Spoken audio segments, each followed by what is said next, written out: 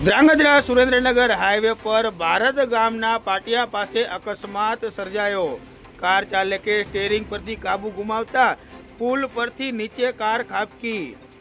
Dhrangadhra Surendranagar highway પર ભારત ગામના પાટિયા પાસે કાર ચાલકે સ્ટીયરિંગ પર કાબુ ગુમાવતા અકસ્માત સર્જાયો હતો, જેમાં 2 વ્યક્તિને ઈજાઓ પહોંચતા સારવાર અર્થે હોસ્પિટલ ખસેડવામાં આવ્યા હતા।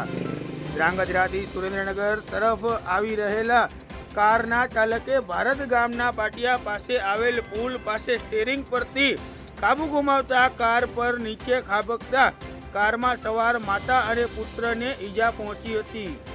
બનાવની જાણ આસપાસથી પસાર થતા વાહન ચાલકોને તથા સ્થાનિકો એ ઘટના સ્થળે પહોંચી અને ઈજાગ્રસ્ત માતા અને પુત્રને સારવાર અર્થે હોસ્પિટલ ખસેડવામાં આવ્યા હતા।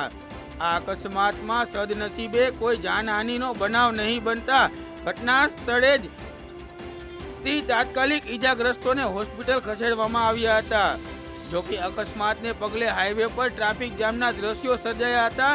હાલ પોલીસ ઘટના સ્થળે પહોંચી અને વધુ તપાસ હાથ ધરી છે।